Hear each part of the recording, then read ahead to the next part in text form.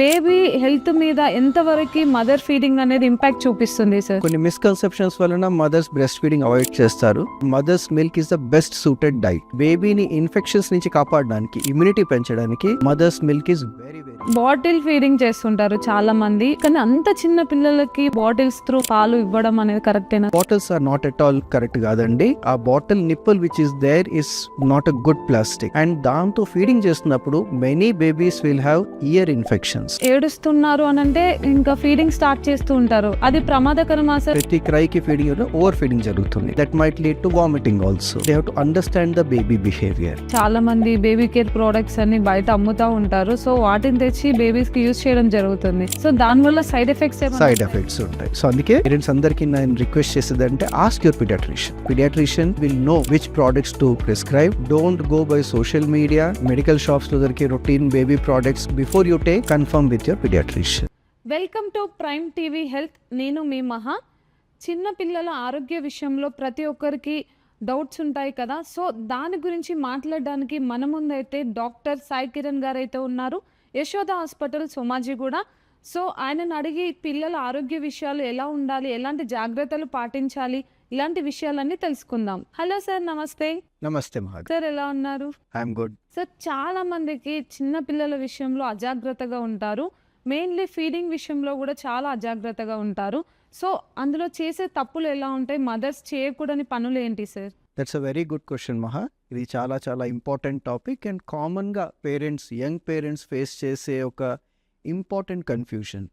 మనం ప్రస్తుతం ఈ సోషల్ మీడియా కాలంలో చూడడం ఏంటంటే there is too much of information and lot of misinformation also. First and foremost, ఒక నా న్యూ బార్న్ బేబీకి అత్యంత అవసరమైనది మదర్స్ మిల్క్ ఫీడింగ్. ఈ మదర్స్ మిల్క్ ఫీడింగ్ ఎస్టాబ్లిష్ అవ్వడానికి అత్యంత important thing is that right at birth baby and mother should be skin to skin.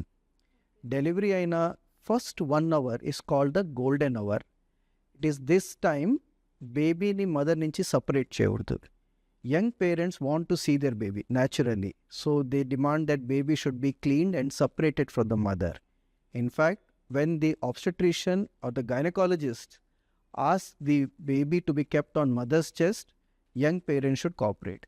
తల్లి ఛాతి మీద స్కిన్ టు స్కిన్ పెట్టిన వలన బేబీకి పాజిటివ్ ఎక్స్పీరియన్స్ వస్తూ మదర్కి అర్లీగా ఫీడింగ్ ఎస్టాబ్లిష్ అవుతుంది. ఒక హెల్దీ బేబీకి except for mother's milk no additional formula is required. They require feeding on demand. So ఈ ఫీడింగ్ ఆన్ డిమాండ్ అంటే whenever the baby is hungry. So young parents should understand babies behaviour. చాలామంది parents ఏమనుకుంటారంటే young parents baby will get up for feeding, but baby is not yet oriented to the outside world. It's a new world for the baby, so they should observe for hunger cues in the baby. Ee chinna hunger cues, baby movements understand cheskuntu feeding on demand and exclusive breastfeeding is most important. Ee first few days is the vulnerable period, and this is where anxious parents introduce formula feeding avvachu, cow milk feeding avvachu, animal milk feeding edaithe antamo. Once milk feeding apart from mothers milk ఏమైనా introduce చేస్తే are bottle feeding introduce చేస్తే breast feeding is destroyed for ever. So 3 important things which parents should remember, young parents should remember is right at birth, support the mother and the baby for skin to skin. The first 1 hour skin to skin which happens at the delivery time. Young parents should be aware and should support this. Second, in a healthy baby, no formula, no supplement required. Mododi, they should be able to understand the baby hunger or the feeding cues to recognize the baby that the baby is hungry and take up for feeding on demand. That is breastfeeding on demand. Okay. So these 3 are the most important thing, Andi, which will make sure that the baby continues to breastfeed. Okay. Sir, feeding position కూడా ఉంటాయి, plus దాన్ని బట్టి baby growing అనేది చాలా ఫాస్ట్గా ఉంటుంది, plus ఎలాంటి side effects రాకుండా, బ్రీతింగ్ ప్రాబ్లం రాకుండా ఉంటుందని కూడా విన్నాము. ఏ పొజిషన్లో మదర్ బేబీకి ఫీడింగ్ చేస్తే బెటర్ అంటారు? Very important question. అండ్ కామన్గా ఒక బేబీకి సేఫ్ అండ్ హెల్దీ బ్రెస్ట్ ఫీడింగ్కి పొజిషన్ ఈజ్ వెరీ ఇంపార్టెంట్. ఇందాక నేను అన్నట్టు skin to skin is the first thing. ఒక newborn baby can't yet see, they can't even hear, but they can smell. So when the baby is on the mother's chest, baby is actually smelling the mother, which will help the baby to latch onto the mother. So usually supine అంటే mother when lying down, feeding should be avoided. With a support, she can hold the baby close to her and then allow the baby to latch onto the breast. Breast ki latch avadam ante baby's entire mouth should be wide open and taking up not only the nipple but nipple ni surround chese areola portion oda baby mouth lo undali. At the same time, mother breast valana baby nose should not be pressing. Baby nose press అయితే baby will find it difficult to feed. So mother should be comfortable, baby should be entirely attached to the mother's skin and the baby's mouth should be wide open and nose should not be pressed. ఈ చిన్న positioning adjustment which we normally help the mothers in our bedside అంటే మేము వెళ్ళినప్పుడు when we see the mother after delivery together with the nursing staff, we will help the mother and the baby to kind of adjust. One of the important precautions which mother should not do is lying down feeding వీలైతే avoid చేయొచ్చు. Not that they cannot, but preferably it can be avoided. Okay. Sleeping position లో feeding అనేది not good for Not baby good, not babies good. Health. Preferably sitting position. Okay. So చాలా మంది ఏంటంటే నవే days పిల్లలకి feeding ఇవ్వట్లేదు. ఎందుకనంటే వాళ్ళ beauty decrease అవుతుందని సో అండ్ సో ఉన్నాయి. సో అలా కూడా చాలా మంది నెగ్లెక్ట్ చేస్తున్నారు. కానీ బేబీ హెల్త్ మీద ఎంతవరకు మదర్ ఫీడింగ్ అనేది ఇంపాక్ట్ చూపిస్తుంది sir? Yes, that's a very important thing. కొన్ని మిస్కన్సెప్షన్స్ వలన మదర్స్ బ్రెస్ట్ ఫీడింగ్ అవాయిడ్ చేస్తారు. Breast milk or mother's milk is the best suited diet.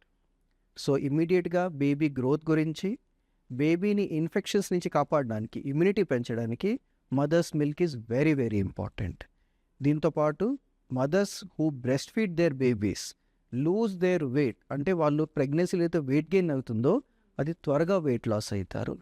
And ఫ్యూచర్లో ఓవేరియన్ క్యాన్సర్స్ ఇట్లాంటి క్యాన్సర్స్ నుంచి కూడా బ్రెస్ట్ ఫీడింగ్ ప్రొటెక్ట్ చేస్తుంది. సో ఇన్ఫ్యాక్ట్ తన బ్యూటీని ఎన్హాన్స్ చేస్తుంది అండ్ హెల్త్ని ప్రొటెక్ట్ చేస్తుంది బ్రెస్ట్ ఫీడింగ్. బేబీ పరంగా చూస్తే బ్రెస్ట్ ఫీడింగ్ వలన బేబీకి వచ్చే బెనిఫిట్స్ ఎక్స్టెన్సివ్. ఇమీడియట్గా physical growth is very good. First 1 year of లైఫ్లో వాళ్ళకి తక్కువ ఇన్ఫెక్షన్స్ ఉంటాయి and they have better IQ when they grow up. Even up to the age of 10 to 12 years వాళ్ళకి less infections, they get less infections, less hospitalisation. So in fact what the science says is మనం 1 rupee breastfeeding మీద invest చేస్తే the returns are 13 rupees. ప్రపంచంలో ఎక్కడి లేని returns is seen in the breastfeeding. So health పరంగా అటు community and economics పరంగా breast feeding is suppose to be the best for a newborn baby and the mother also. Okay. అసలు చాలా మంది neglect చేస్తుంటారు. కానీ neglect చేయకపోవడం ఎన్ని బెనిఫిట్స్ ఉన్నాయంటే ఇప్పుడు విన్నాము. సో బాటిల్ ఫీడింగ్ చేస్తుంటారు చాలామంది. బాటిల్ వచ్చేసి మనకి కార్సినోజెనిక్ అని ప్రతి ఒక్కరు చెప్తుంటారు. కానీ అంత చిన్న పిల్లలకి మనము బాటిల్స్ త్రూ మనం పాలు ఇవ్వడం అనేది కరెక్టేనా sir? Bottles are not at all correct కాదండి. ఎందుకంటే మీరు అన్నట్టు అది ప్లాస్టిక్ అవ్వచ్చు, వాటిలో carcinogenic, and more than that ఆ bottle nipple which is there is not a good plastic. So that is also very harmful for the baby. And దాంతో feeding చేస్తున్నప్పుడు many babies will have ear infections. అవి చాలా ఫాస్ట్గా swallow అయినప్పుడు wind pipe అంటే మన లంగ్స్లో, baby లంగ్స్లోకి milk వెళ్ళడం జరుగుతుంది. దానివల్ల నిమోనియా అవుతుంది. So pneumonia, ear infections, these are more common. And the plastic of the bottle is also not good because with each sterilization there are microplastics which are released. Avi milk lo gelli baby digestion and baby health ni it can affect in the long term also. Okay. Sir చిన్న పిల్లలు night time సడన్గా ఏడుస్తుంటారు. కానీ reason ఏంటనేది వాళ్ళు చెప్పలేరు. కానీ parents ఎలా దాన్ని రియాక్ట్ అవ్వాలి? ఎప్పుడు సీరియస్ అని అనిపిస్తుంది అని, ఎప్పుడు ఓకే ఇది ఏడుపు నార్మల్ ఏడుపు అని అనిపిస్తుంది. ఎలాంటి సిచ్యువేషన్స్లో మనం రెక్టిఫై చేసుకోవచ్చు సార్? సో ఒక న్యూ బార్న్కి క్రై అనేది కమ్యూనికేషన్. చాలామంది parents baby when the baby is crying they panic. The reason for panic is baby పెయిన్లో ఉందేమో, baby is suffering. Not every cry is suffering. Babies commonly cry for attention of the parents. Obviously hunger ఉన్నా when they need the attention of the parents, once in a while they want to just get, because వాళ్ళకి ఇంకా ఈ ప్రపంచం అనేది అలవాటు ఉండదు. They even don't know their own body, everything is new for them. So they cannot console themselves. వాళ్ళని వాళ్ళు ఓదార్చుకోలేరు. They need attention. So when the mother or the parent takes the baby, ఎత్తుకున్నప్పుడు baby is becoming calm, offering feed baby is calming, that is usually healthy pattern of cry. When the babies cry is unhealthy, when the baby is crying, baby దాంతోపాటు vomiting అంటే greenish vomiting అయినా, cry ఉంటూ abdomen అంటే పొట్ట distant అంటే వాపుగా ఉన్నా, or baby is crying and breathing fast, hands and feet are cold, అటువంటి cry is not good. So when the baby is crying and in spite of consoling అంటాం అంటే ఛాతి మీద పెట్టుకున్న, or when the baby is being talked to, అంటే బేబీతో మాట్లాడుతూ baby talk the baby, then the baby kind of soothes. They really love mother's voice. That's a normal cry. But if the baby is not getting consoled, or baby is having cry with fast breathing, or the baby is having vomiting, abdominal distension, that is not a healthy cry. So whenever such a situation, it is better to seek medical opinion at the earliest. చాలామంది ఏంటంటే ఏడుస్తున్నారు అని అంటే ఇంకా feeding start చేస్తూ ఉంటారు. Baby ఎందుకు ఏడుస్తుంది అదంతా పట్టించుకోకుండా జస్ట్ ఏడుస్తున్నారంటే ఆకలేస్తుందేమో అనే ఒక అజెప్షన్లో వచ్చేసి మిల్క్ ఫీడింగ్ చేస్తుంటారు కదా, అది ప్రమాదకరమా సార్? వాళ్ళ ఆకలి లేకపోయినా కూడా ఎవ్రీ టైం ఫీడ్ చేయడం? అవునండి. సో మీరు అన్నట్టు ప్రతిసారి ప్రతి క్రైకి ఫీడింగ్ ఓవర్ ఫీడింగ్ జరుగుతుంది, and that might lead to vomiting also. So అందువల్లనే they have to understand the baby behaviour. ఈ బేబీ బిహేవియర్ అండర్స్టాండ్ చేసుకోవడానికి వెరీ సింపుల్. ప్రస్తుతం మనం ఉన్న ఈ మోడర్న్ డేలో మనందరిది అటెన్షన్ స్పాన్ తగ్గిపోతుంది. Everything we want in instant. Insta reels లాగా 30 సెకండ్స్లో we want everything to understand. But ఒక బేబీని అండర్స్టాండ్ చేసుకోవాలంటే parents need to spend some time. What they have to see in the baby is how the baby is responding. Sometimes ఇందాక అన్నట్టు we gave a feed, ఒక baby having a full feed after completely emptying the breast usually sleeps for 3 to 4 hours. అంటే ఒక healthy good weight baby without any sickness, after breast feeding they sleep for 3 to 4 hours. When they cry, కొన్నిసార్లు ఆ cry could be because they are feeling lonely, they want to come to close to the mother, or room is not comfortable, over wrapping చేసిన, too cold ఉన్నా, that is also not good for the baby. Sometimes these babies cry because they are having discomfort like a wet nappy, అటువంటి కూడా ఉంటాయి. So దీని parents need to just observe the baby, and the best way to understand the baby is when they take close, baby is calming. So that is considered as a normal cry, or that cry ki feeding అవసరం ఉండదు.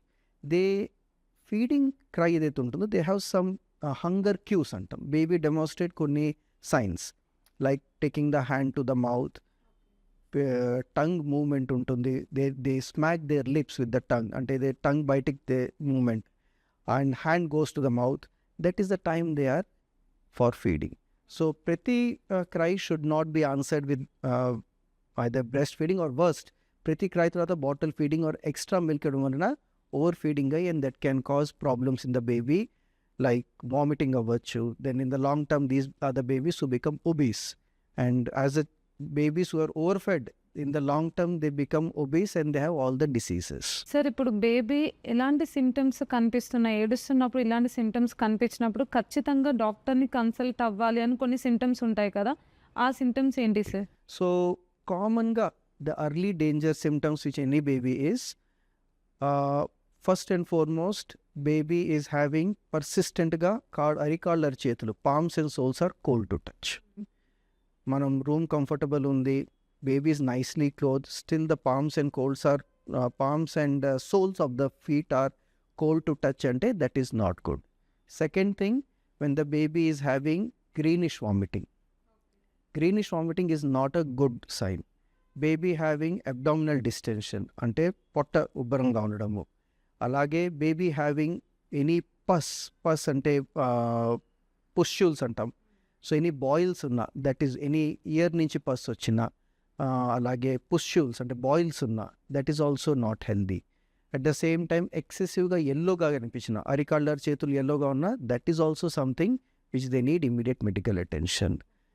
ఒక 12 hours పీరియడ్లో if baby has not passed urine more than 4 to 6 hours, baby is not waking up for feeding, breast ఫీడింగ్కి లెగట్లేదు, last 12 hours ఒక్కసారి urine pass చేయట్లేదు, baby డల్గా ఉంది, అరికాళ్ళ చేతులు చల్లబడుతున్నాయి, baby బ్లూయిష్గా are ఎక్సెసివ్గా ఎల్లోగా కనిపిస్తే immediately they should report to the health facility.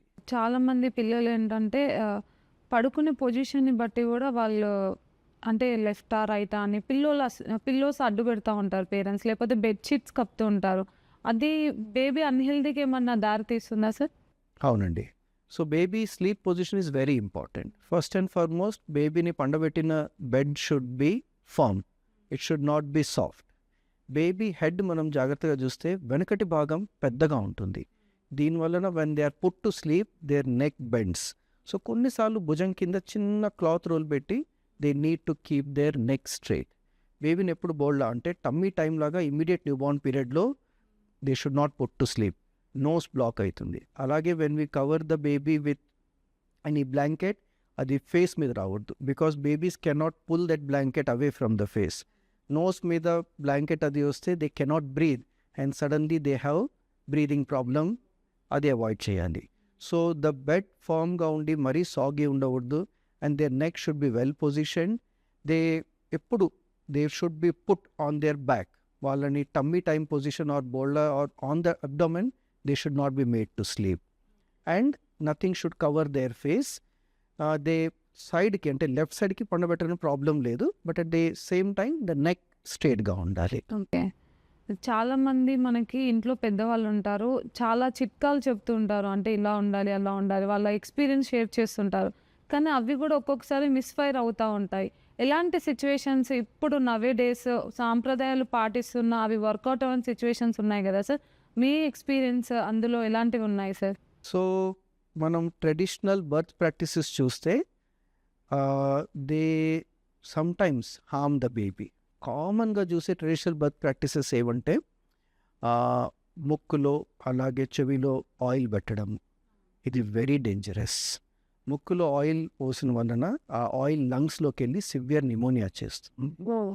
Second, చాలా grand mothers వాళ్ళు they give this agarbatti ధూపమ్స్, అది what we call in Telugu సాంబ్రాణి పొగ. సాంబ్రాణి పొగ.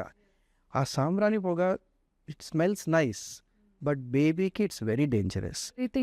బ్రీదింగ్ ఇష్యూస్ వస్తాయి. ఆ స్మోక్కి ఎక్స్పోజ్ అయిన వలన మళ్ళీ నిమోనియా ఇటువంటి ఇన్ఫెక్షన్ రిస్క్ ఇంక్రీజ్ అవుతుంది. That also should be avoided. Okay.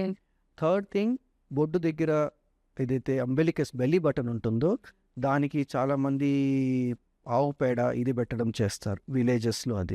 అది అవాయిడ్ చేయాలి. బికాజ్ అంబెలికస్ అంటే బెల్లీ బటన్ బొడ్డు దగ్గర డ్రైగా ఉండాలి. దాని మీద ఆవు పేడ ఇట్లాంటి పెట్టడం మంచిది కాదు. నాలుగోది మనం చూసేది ఈ హనీ ఇస్తారు న్యూబార్న్ బేబీస్కి. Honey is very dangerous. హనీలో కొన్ని బ్యాక్టీరియా ఉంటాయి, botulin bacteria, and that can cause serious food poisoning. So మనం కామన్గా చూసే ఈ 3-4 మన traditional birth practices which people might think are harmless are in fact harming the baby more. So అవి avoid చేయడము. ఇంకోటి మనం ట్రెడిషనల్గా since many years grand parents మన పేరెంట్స్ మనల్ని రికమెండ్ చేసేది గ్రైప్ వాటర్. బేబీ డైజెషన్కి గ్రైప్ వాటర్ వాడాలని. Gripe water is also useless. In fact it might also cause harm by causing infections. So ఇవి మనం కామన్గా మా డే టు డే ప్రాక్టీస్లో చూసే traditional birth practices which are not good or they should be avoided for the baby. ఇప్పటికీ కూడా still traditional వేర్లో మనకేంటంటే body massage చేయడం, ముక్కులో నూనె పోయడం, చెవులో ఇప్పటికీ స్టిల్ జరుగుతూనే ఉన్నాయి సార్. బాడీ మసాజ్ వల్ల కూడా ఏమన్నా సైడ్ ఎఫెక్ట్స్ వస్తాయా సార్? సో మా గారు మీరు అడిగిన క్వశ్చన్లో ఫస్ట్ పార్ట్ ముక్కులో చెవిలో they should not be any oil. Body massage is good, but how you do and which oil you use that matters. So oil వచ్చేసి చాలామంది ఈ కంపెనీ అంటే మనం కొన్ని మినరల్ ఆయిల్స్ అంటాము. నార్మల్ కోకోనట్ ఆయిల్ ఎక్కువ యూస్ చేస్తుంటాం. Coconut oil good, but mustard oil అవ్వచ్చు, నువ్వుల నూనె అవాయిడ్ చేయాలి, మస్టర్డ్ ఆయిల్ అవాయిడ్ చేయాలి. అలాగే మనకు కొన్ని బేబీ ఆయిల్స్ అని అమ్ముతారు. They should B, I don't want to take company names, but those oil should be avoided. But coconut oil is good. Second thing, ఆ మసాజ్ షుడ్ బి జెంటల్. చాలామంది professional మ్యాస్యూర్స్ని వీళ్ళని పిలిచి వెళ్తే గెట్ ద మసాజ్, వాళ్ళు చాలా విగ్రస్గా చేస్తారు. They apply too much force, that is harmful. So the massage should be done with gentle hands using vegetable oil like coconut oil. అది safe ఉంటుంది. And no oil in the nose or the ear. Sir ఇప్పుడు diapers use చేస్తున్నారు. ఒకప్పుడు అంటే clothing use చేసేవాళ్ళు. Diapers వల్ల కూడా infections వస్తాయి అంటున్నారు. సో, ఎన్ని అవర్స్ డైపర్స్ అనేది యూస్ చేయాలి చిన్న పిల్లలకి? ఎప్పుడు చేంజెస్ అనేది చేయాలి సార్? డైపర్స్ అనేది ఈ మధ్య మోడర్న్ లివింగ్‌లో ఎవ్రీ యూజెస్. హాస్పిటల్ సెట్టింగ్‌లో వెన్ బేబీ ఉన్నప్పుడు డైపర్స్ యూజ్ చేయడం వల్ల ఇన్ఫెక్షన్స్ తగ్గుతాయంటాం. At home diapers can be continued to use, but when you are using the diapers frequently check చేస్తూ ఉండాలి.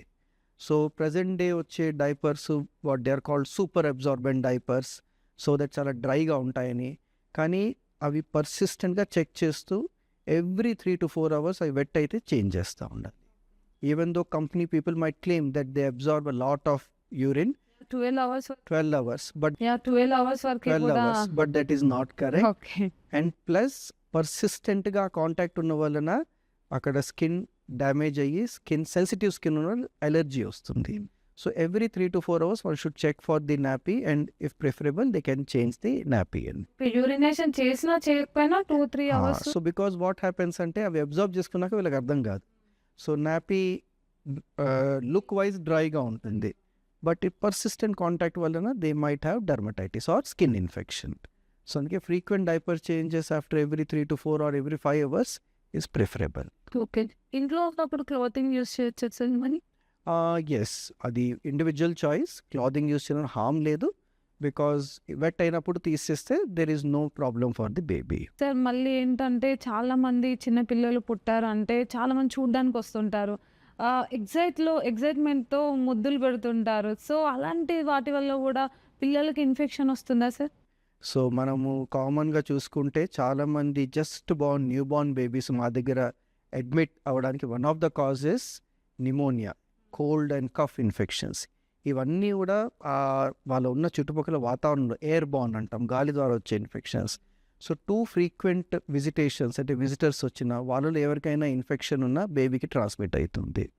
ఇంట్లో కొంచెం పెద్ద పిల్లలు ఉండి వాళ్ళు బేబీని కిస్ చేసినా ఆర్ అడల్ట్స్ కిస్ చేసినా మన మౌత్లో ఉండే చాలా బ్యాక్టీరియా బేబీ స్కిన్కి వెళ్తుంది.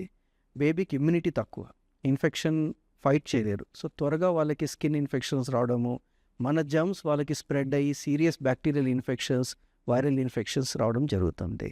సో రొటీన్ హైజీనిక్ ప్రాక్టీసెస్లో kissing should be avoided.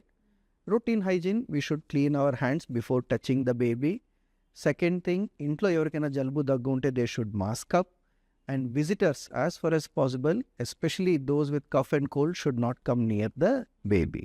Sir ఎన్ని డేస్ వరకు బేబీకి అంటే కిస్సెస్ కానివ్వండి ఇలాంటి బయట అవుట్ సైడర్స్తోనే కొంచెం ఇంటరాక్షన్ ఎన్ని రోజుల వరకు అలా ఉంటే మెయింటైన్ చేస్తే బాగుంటుంది సార్ బేబీకి? First 2 to 3 months, preferably, they should avoid frequent visitors, బయటికి తీసుకెళ్ళడం కానీ crowded places like malls or social gatherings avoid చేస్తే better. Reason being the first 2 to 3 months they are gaining weight, critical weight gain అయ్యి by the time vaccination మనం start చేసి ఈ positive benefits వచ్చే వరకు one should avoid the visitors or social gatherings. అంటే మరీ crowded places అది తీసుకెళ్లకుండా they should be kept safe at home for the first 2 to 3 months. ఈ 2-3 మంత్స్లో మనం మ్యారేజెస్కి అలా క్రౌడెడ్ ప్లేసెస్ ఏ ప్లేసెస్కి తీసుకెళ్ళొద్దా? ఎమర్జెన్సీ సిచ్యువేషన్స్ వచ్చినప్పుడు పెళ్ళిళ్ళకి తీసుకెళ్తుంటారు చిన్న పిల్లల్ని. అలాంటి సిచ్యువేషన్స్లో ఎలాంటి జాగ్రత్తలు తీసుకోవాలి sir? Social functions, social responsibilities which are unavoidable అనుకొని మనం తీసుకెళ్ళడం జరిగితే they should not be sitting in a crowded place. So they should be kept away from the crowds. Definitely anyone వాళ్ళలో ఎవరికైనా జలుబు దగ్గు ఉండేవాళ్ళు బిడ్డ దగ్గర రాకుండా చూసుకోవాలి. And everyone who is handling the baby should maintain hand hygiene. Sir చిన్న పిల్లలు ఏంటంటే వాళ్ళలో ఏ సింటమ్స్ కనిపించవు, బట్ సడన్గా ఎమర్జెన్సీ వస్తుంది. సో అలాంటి ఏమైనా కేసెస్ మీరు సాల్వ్ చేయడం జరిగిందా సార్? అవునండి. సో కామన్గా ఈ సిచ్యువేషన్ అనేది చాలా scary, because with in minutes baby sometimes near death situation అవుతుంది. కామన్గా మనం చూసుకోవడం జరిగితే ఈ సిచ్యువేషన్ ఎప్పుడు మనం ఫేస్ చేస్తామంటే లో బర్త్ వెయిట్ బేబీస్, తక్కువ బరువుతో పుట్టిన పిల్లల్లో వాళ్ళు సడన్గా వీక్ అవ్వడము, వాళ్ళ బ్లడ్ గ్లూకోజ్ తగ్గిపోతుంది, ఆ హైపోగ్లైసిమియా అంటాము. హైపోగ్లైసిమిక్ బేబీస్ సడన్గా వీక్ అయ్యి they can really deteriorate fast or they can have permanent brain damage. So ఈ బేబీస్ని అర్లీగా రికగ్నైజ్ చేసి వాళ్ళని రెస్క్యూ అంటే ఐవీ ఫ్లూయిడ్స్ అది పెట్టి వాళ్ళని నార్మలైజ్ చేయడం. So this is one of the common emergency we see in low birth weight babies అండి. రెండోది కామన్గా పిల్లలు మనం చూసేది ఇన్ఫెక్షన్స్ కూడా సడన్గా can cause serious problems in them. So definitely ఇటువంటి babies who have infection symptoms, if you pick them early we can treat. Third thing which we see medically is కొన్నిసార్లు వాళ్ళకి క్రిటికల్ కంజనైటల్ హార్ట్ డిసీజెస్ ఉంటాయి. బేబీ పుట్టిన first few days is doing good. So మా దగ్గర neonatal NICUలో day 4, day 5 baby comes in bluish, అంటే blood oxygen తగ్గిపోతుంది, వాళ్ళ బ్లడ్ ప్రెషర్ లో ఉంటుంది, దాన్ని షాక్ అంటాము. అటువంటి బేబీస్ని ఇమ్మీడియట్గా అడ్మిషన్ చేసుకుని ఎవాల్యుయేషన్ చేసినప్పుడు when we pick up the critical congenital, అంటే వాళ్ళ హార్ట్ స్ట్రక్చర్ ఫంక్షన్లో ప్రాబ్లం ఉన్నప్పుడు when we give them timely treatment we can save the baby. So common medical emergencies low birth weight బేబీస్లో చూసేది hypoglycaemia infections. Otherwise healthy baby సడన్గా deteriorate అవ్వడము, especially with low oxygen and low blood pressure, critical congenital heart disease, where when we diagnose timely we can help the baby or treat the baby and save the baby. Sir babies ఎంత weight ఉంటే healthy, ఎంత weight తక్కువ కానీ ఎక్కువ కానీ ఉంటే unhealthy sir? So పుట్టినప్పుడు baby 2.5 kilos and above ఉంటే normal weight. Up to 4 kilos మన ఇండియన్ బేబీస్కి is a good weight. So 2.5 to 4 kilos. Any baby less than 2 kilo 500 grams is considered as small vulnerable baby and a low birth weight baby. Any baby more than 4 kilos is overweight baby. Small babies and overweight babies, రెండు groups of బేబీస్లో medical problems వచ్చే chances ఎక్కువ ఉంటాయి. Sir పిల్లలు పుట్టగానే కొంతమంది ఏడవారు sir, ఏడవకపోతే వాళ్ళకి ఏదో అంటే వాళ్ళు అన్హెల్దీ ఏమైనా ప్రాబ్లం ఉందా అని చాలామంది టెన్షన్ పడుతుంటారు కదా. సో ఏడవకపోవడానికి గల కారణాలు ఏంటి సార్? దాదాపు 100 డెలివరీస్ ఆర్ 100 బర్త్స్లో 10 babies might not cry on their own. Cry అంటే తల్లి నుంచి సపరేట్ అయ్యి డెలివరీ అయినప్పుడు సెల్ఫ్గా బ్రీదింగ్ తీసుకోలేరు. సో ఈ 10 babies when they are delivered, neonatal or pediatrician who are there, neonatologist or pediatrician, they immediately help the baby. అంటే దాని న్యూబార్న్ రెసిసిటేషన్ అంటాము. ఈ 10% బేబీస్ వాళ్ళంతటి వాళ్ళు క్రై చేయకపోవడం కారణం, బ్రీదింగ్ సెల్ఫ్గా initiate they cannot do or they cannot initiate their own breathing because కొన్ని medical problems మదర్స్లో ఉండొచ్చు, కొన్నిసార్లు బేబీస్ కొంచెం ప్రీమెచ్యూర్ ఉండొచ్చు, లో బర్త్ వెయిట్ ఉండొచ్చు. Delivery time sometimes becomes stressful for the babies. That's why every delivery should happen in a safe place. ఎక్కడైతే మదర్ని constantly monitor చేస్తారో, and in every delivery they should be a trained neonatologist or paediatrician who will assess the baby అండి. And if timely intervention or resuscitation ఇవ్వకపోతే these babies lack of oxygen వలన permanent brain damage can happen. So yes, so that is why it is important that where we get delivered, it should have facility of a neonatal resuscitation. So చాలామంది పూర్వకాలంలో ఏంటంటే normal deliveries అయినా కూడా babies హెల్దీగా ఉండేవాళ్ళు. ఇప్పుడు ఏంటంటే caesarean వల్ల కూడా బేబీస్ అన్హెల్దీ అవుతున్నారు, అంత ఫిట్నెస్ అండ్ ఇమ్యూనిటీ పవర్ అనేది చాలా తక్కువ ఉంటుంది అని అంటున్నారు. అందులో వాస్తవం ఉందంటారా sir? Cesarean section when medical indicated to save the mother or the baby very much helps. కానీ కొన్ని పర్టికులర్ ప్రాబ్లమ్స్ మనం కమ్యూనిటీలో చూస్తే పలానా టైంకే డెలివర్ అవ్వడానికి ముహూర్తం సెక్షన్స్, ఇటువంటి artificial indications might not be good అండి. ఎస్, మీరు అడిగిన క్వశ్చన్కి సైంటిఫిక్గా ఆన్సర్ చెప్పాలంటే నార్మల్ వెజైనల్ బర్త్, ఏదైతే నార్మల్ డెలివరీ అంటామో ఆ డెలివరీలో బేబీకి చాలా బెనిఫిట్స్ ఉంటాయి. అటువంటి డెలివరీ ప్రాసెస్ ద్వారా బర్త్ అయిన బేబీస్లో they have good bacteria in them. So ఆ గుడ్ బ్యాక్టీరియాలో వాళ్ళకి ఇన్ఫెక్షన్స్ రావు. సిజేరియన్ సెక్షన్లో డెలివరీ అయిన బేబీస్ వాళ్ళ బాడీలో గుడ్ బ్యాక్టీరియా తక్కువ ఉంటుంది, they miss out on that good bacteria, and దీనివల్ల వాళ్ళకి infections like loose motions, diarrhoea, pneumonia ఇవి కొంచెం ఎక్కువ ఉండొచ్చు. బట్ వెన్ మెడికల్ ఇండికేటెడ్ అది harm, but artificial indication like muhurtham sections or ఈ ఫలానా టైం డేట్ డెలివర్ అవ్వాలి, they are not, better to avoid అది. పిల్లలు ఇమ్యూనిటీ పవర్ ఎక్కువ ఉండాలి, ప్లస్ వాళ్ళు హెల్దీగా ఉండాలి, గ్రో అవ్వాలి అని అంటే ఎలాంటి ప్రికాషన్స్ తీసుకోవాలి sir? So best breast feeding. Mothers milk feeding is the best medicine. కానీ ఈ రోజుల్లో జరగంది అదే కదా సార్. సో అది ఇంపాసిబుల్ కాదు, బట్ దాన్ని పాసిబుల్ చేయడానికి కావాల్సిన first requirement motivation and patience. ఒక యంగ్ పేరెంట్గా ఆ couple if they are motivated and patient, definitely the baby will breast feed. Second thing, most of the babies who are born with breastfeeding, nothing else is required. But overall, if they should remain healthy, then apart from breastfeeding, మనం ఇందాక అనుకున్నట్టు routine hygienic practices and timely vaccination. Okay. ఈ vaccines అనేవి చాలా important and protective. Early correct టైంలో initiate చేసిన vaccines will improve the babies immunity and keep the baby healthy.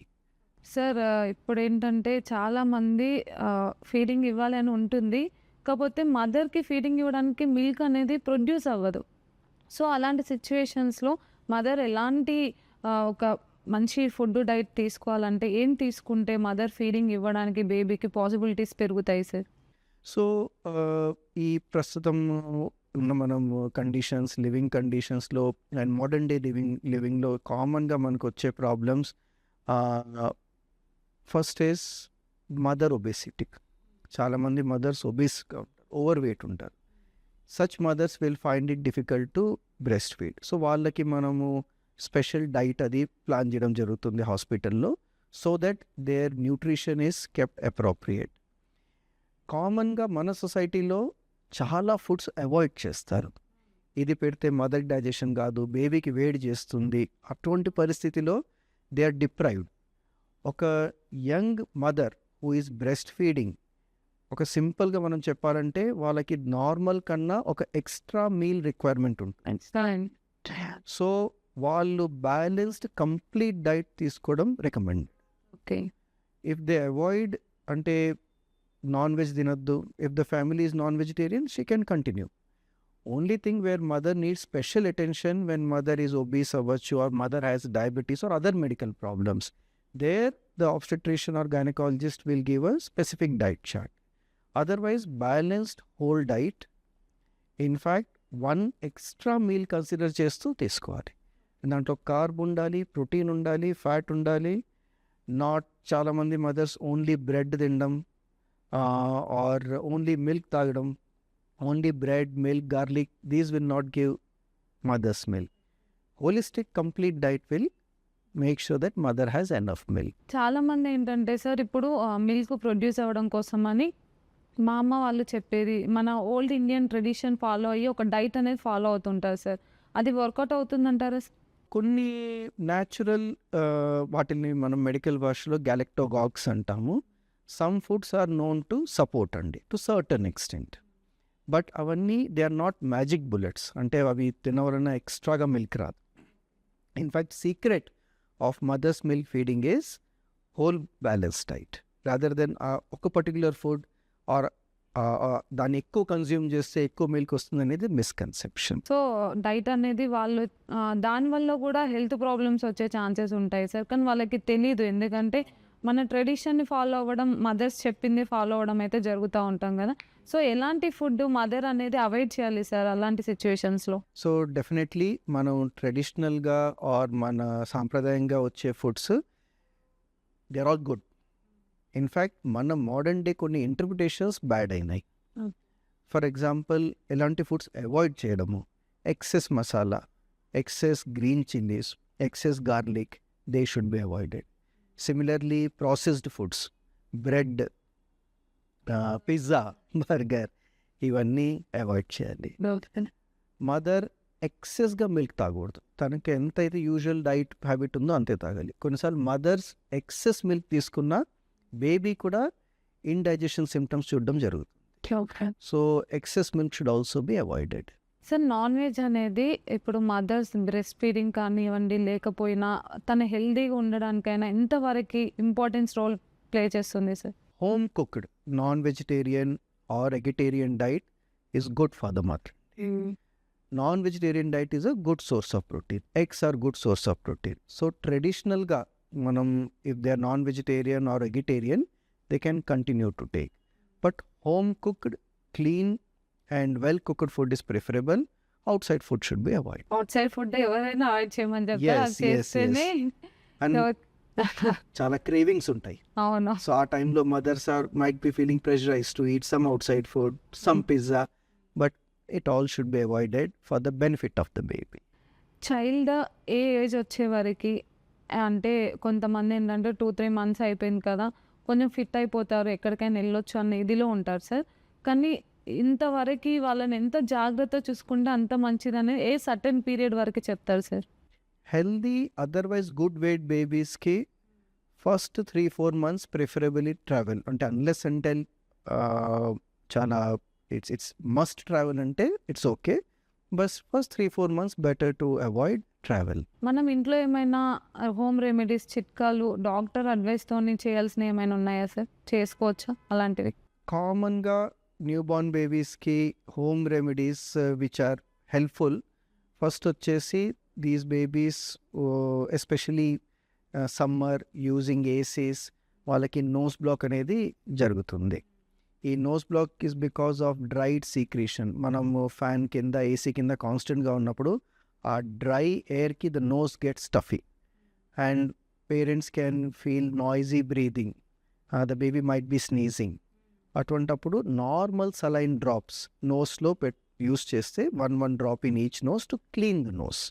So cleaning of the nose with normal saline drops in response to noisy breathing is something which benefits them.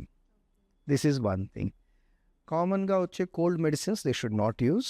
They should not use paracetamol and fever medicines without doctor advice. Okay. Second thing, చిన్నగా cry episodes ఉన్నప్పుడు just gentle tummy massage that is recommended. Prone positioning అంటాము. So that baby feels colic pain because of the gas, it can be relieved for the baby. So 2 common symptoms for which babies cry and at home మనం ఇంట్లో చేసి చిన్న చిట్కాలతోటి వాళ్ళకి relief అనేది, ఒకటి వచ్చేసి normal saline drops to keep the nose clean for noisy breathing అంటాము when they have stuffy nose, and second when they have gas and colic, gentle tummy massage and prone positioning helps them. And పిల్లల్ని ఏంటంటే wife and husband మధ్యలో పడుకోబెడుతుంటారు. So is it good for babies health? It's very dangerous also sometimes, ఎందుకంటే మనం నిద్దట్లో ఉండి adult might just go on to the baby and baby might get smothered, babies can get suffocated. So they should have independent bedding. Shared beds అంటే between the couple or with the parent is not advisable. Baby sleep కోసం కొన్ని వాడుతూ ఉంటారు, like ఉయ్యాల ఊపడం అలాంటివి బేబీకి unhealthy అసలు, లేకపోతే అది వర్కౌట్ అవుతుందంటారా? ఉయ్యాల మనం ట్రెడిషనల్గా హ్యామాక్ ఏదైతే అంటామో ఆ పర్టికులర్ పొజిషన్ వలన బేబీ నెక్ బెండ్ అయ్యి they might find it difficult to breathe also. Okay. So gentle rocking or keeping on the chest is okay, or whatever ఉయ్యాల అది gentle rocking but a flat surface. Hammock టైప్ది is not good for the babies. Flat ఉయ్యాల with gentle rocking helps the baby to sleep. కొంతమంది ఏంటంటే పిల్లల్ని ఇట్లా టపా టపా కొడుతూ ఉంటారు, తొందరగా స్లీప్ వెళ్ళాలి పడుకోవాలి అని.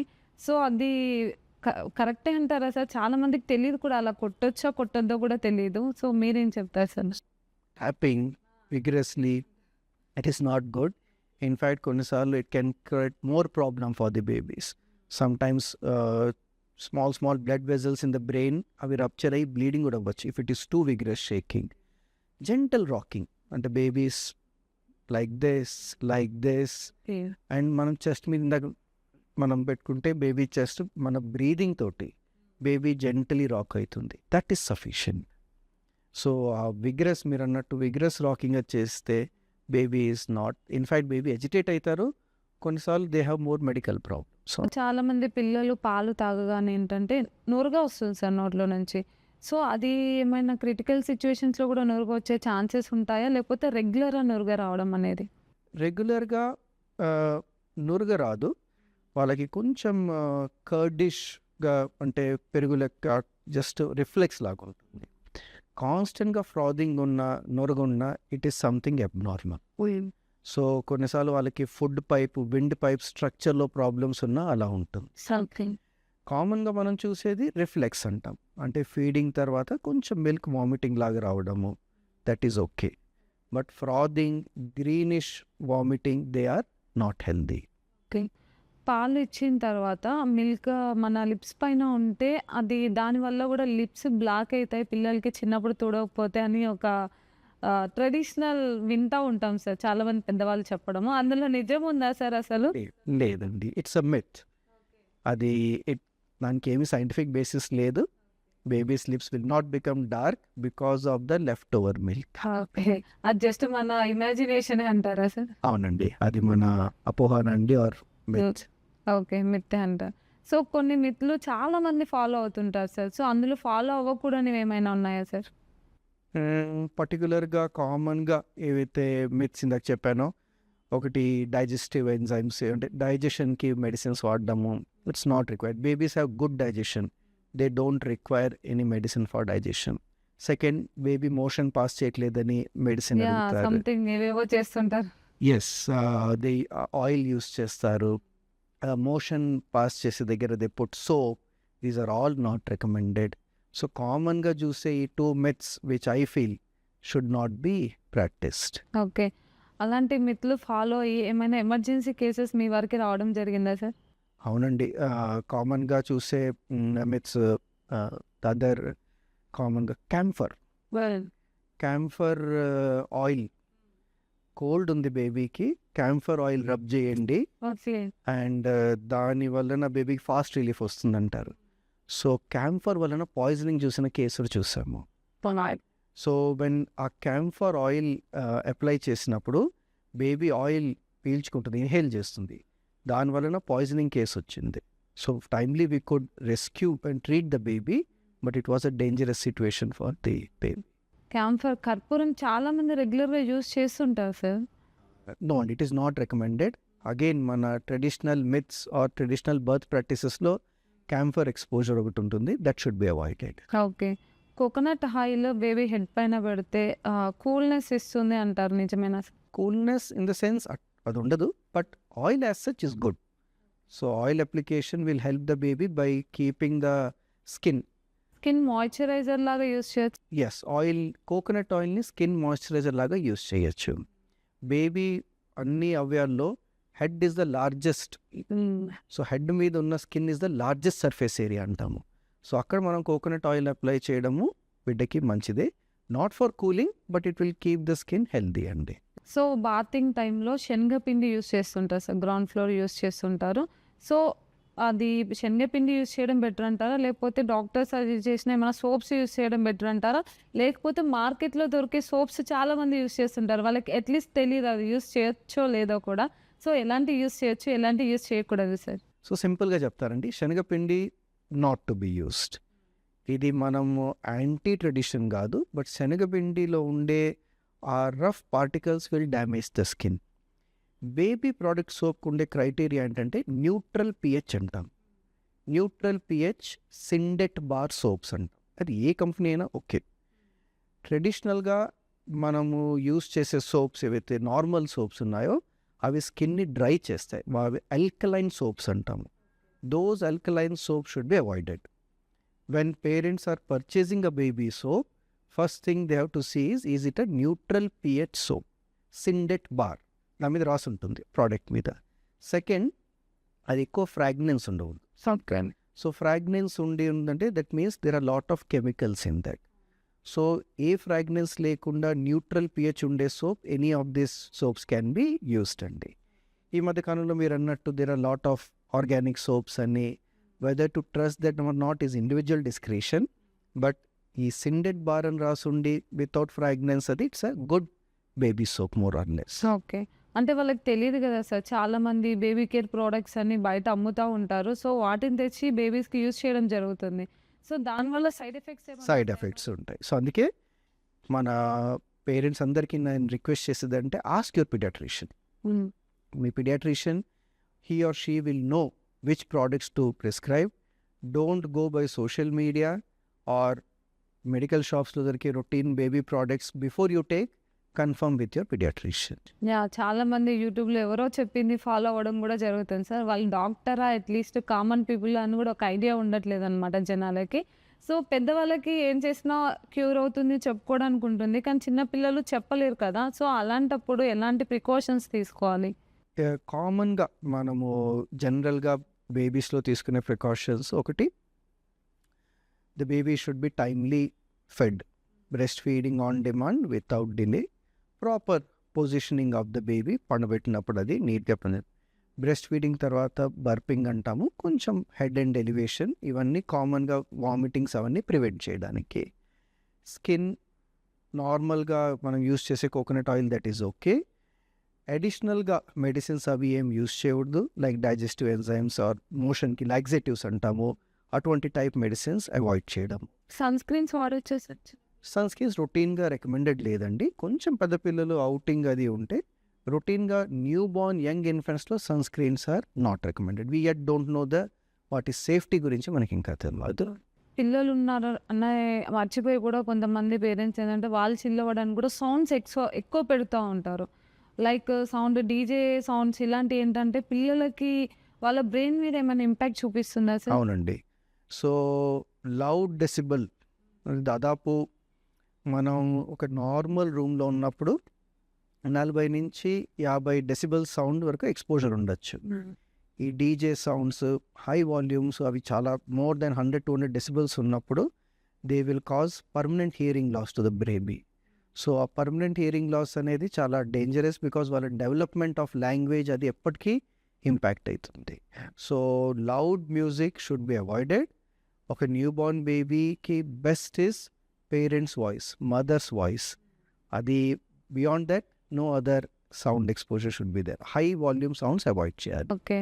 నవేడేస్ ఏంటంటే ఫోన్ అనేది మనకు ఒక అలవాటు. మన ఫోన్ మనుషులు లేకపోయినా బ్రతుకుతామేమో కానీ ఫోన్ లేకుండా బ్రతకలేము. ఆపరేషన్ అయినా సిజేరియన్ అయినా కూడా ఫోన్ ట్యాపింగ్ చేస్తూనే ఉంటాము, ప్లస్ పక్కన మన పిల్లలు ఉంటారు. సో ఫోన్ వల్ల రేడియేషన్ ప్రాబ్లమ్స్ ఏమైనా పిల్లలకి వస్తాయా sir?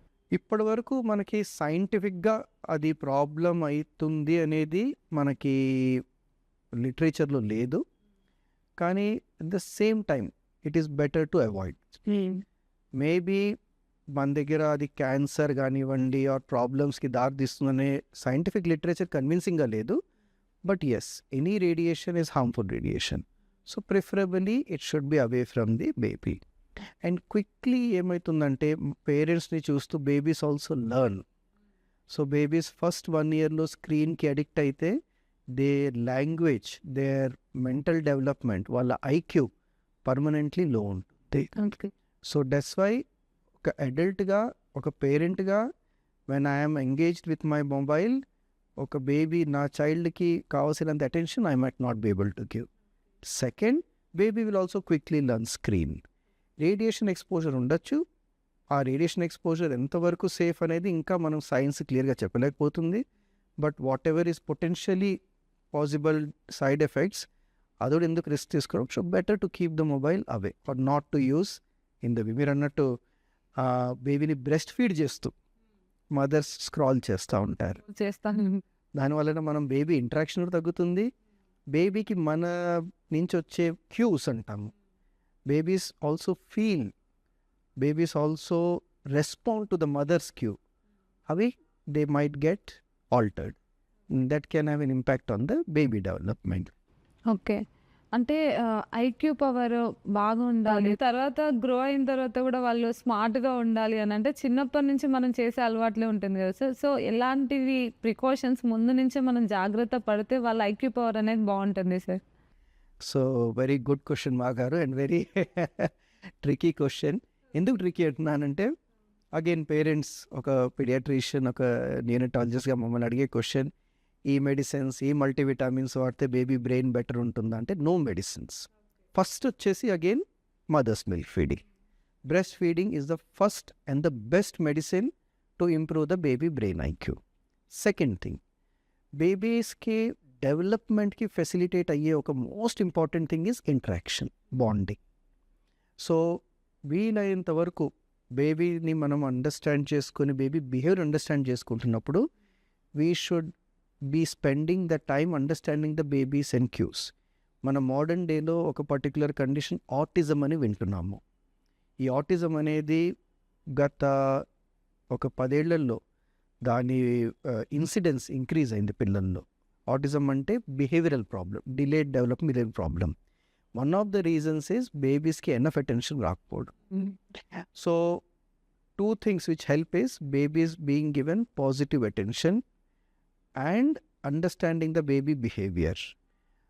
Apart from the mother and father, ట్రెడిషనల్గా మనకు ఉండే జాయింట్ ఫ్యామిలీ సిస్టంలో అడ్వాంటేజ్ ఏంటంటే baby had more developmental inputs, దాన్ని సెన్సరీ ఇన్పుట్స్ అంటాం. మోడర్న్ డే లివింగ్లో న్యూక్లియర్ ఫ్యామిలీస్ అయ్యేవరకు ఓన్లీ మదర్ అండ్ ఫాదర్ అయ్యేవరకు baby doesn't have cues for development. So positive sensory experience also helps. Early infancy అంటే నేను మాట్లాడేది ఫస్ట్ 3 to 6 monthsలో the best thing is breast feeding and positive interaction with the baby, understanding the baby development cues. This will go in a long way for their IQ and development. Okay sir, చాలా మంది ఏంటంటే బెల్లీలో ఉన్నప్పుడు పిల్లలు ఒక 5 months తర్వాత వాళ్ళకి వినికిడి వస్తుంది, ప్లస్ అన్ని వినగలరు, అర్థం చేసుకునే క్యాపబిలిటీస్ కూడా ఉంటాయని చెప్తారు కదా. సో అవుట్ సైడ్ చేసే పనులు ఇన్సైడ్ ఉన్న పిల్లలకి ఎంతవరకు ఇంపాక్ట్ చూపిస్తాయి సార్? Yes, మనం జస్ట్ ఇప్పుడే అనుకున్నట్టు babies also receive the cues for development అంటాము. సో ఒక గుడ్ హెల్దీ సెన్సరీ ఎన్విరాన్మెంట్ అంటే మనం ఇందాక మీరు అడిగిన క్వశ్చన్స్లో like high sound, high light, at the same time when there is lack of adequate interaction, మనం మొబైల్ నుంచి డిస్ట్రాక్ట్ అయి ఉన్నాం, we are not interacting with the baby, these will also cause the babies behaviour to alter. అంటే healthy behaviour డెవలప్మెంట్కి these are the major road blocks అండి. Other problem which we see commonly is ఇంట్లో smoking జరుగుతున్న, alcohol exposure, ఇది కూడా మంచిది కాదు. Smoking especially పేరెంట్స్లో are ఇంట్లో ఉన్న మెంబర్స్ స్మోకింగ్ చేస్తే బేబీ కూడా ప్యాసివ్ స్మోకింగ్ ఎక్స్పోజర్ అవుతుంది. That is also dangerous. అంటే బేబీ బయటికి వచ్చినప్పుడు కాదు, ముందు కూడా చాలా ప్రికాషన్స్ తీసుకుంటేనే బేబీ అనేది తర్వాత లైఫ్ అనేది చాలా better. Even when the baby in mother's home, pregnancy, the important concept is అప్పుడు mother's lifestyle. In fact motherhood start అయ్యే ముందు, ప్రెగ్నెన్సీ స్టార్ట్ అయ్యే ముందు how healthy she is. Okay, so today's girl child is tomorrow's mother. So ఒక girl హెల్దీగా ఉంటే she will be a healthy mother. So very important is we practice good healthy lifestyle before conceiving, during pregnancy and after. And this applies for both mother and the father also. So IVF through పుట్టిన పిల్లలకి, న్యాచురల్గా పుట్టిన పిల్లలకి ఏమైనా difference ఉంటుందా sir? So modern day science మనకి ఇచ్చిన evidence ఏంటంటే babies are born with IVF as similar to natural conceive. But IVF బేబీస్లో ప్రీమెచ్యూర్గా డెలివర్ అవ్వడము, లో బర్త్గా డెలివర్ అయ్యే రిస్క్ ఎక్కువ ఉంటుంది. So whenever a couple who are undergoing this ART or IVF, ఆ కపుల్కి ముందుగానే కౌన్సిల్ చేయడం జరుగుతుంది.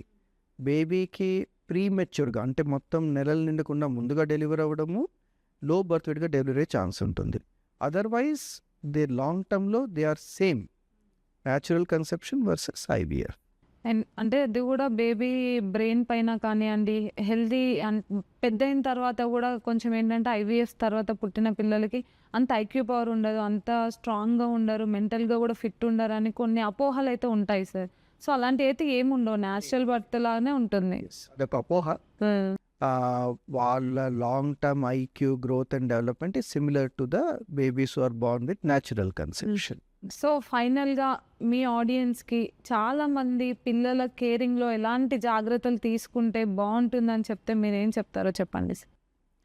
సో నేను ఫైనల్గా అందరు యంగ్ పేరెంట్స్కి ఆర్ ఫ్యూచర్ పేరెంట్స్కి చెప్పదలుచుకున్న 3 ఇంపార్టెంట్ పాయింట్స్ ఏంటంటే, when you are a young parent, be alert but not anxious, don't panic, don't get confused with too much of information.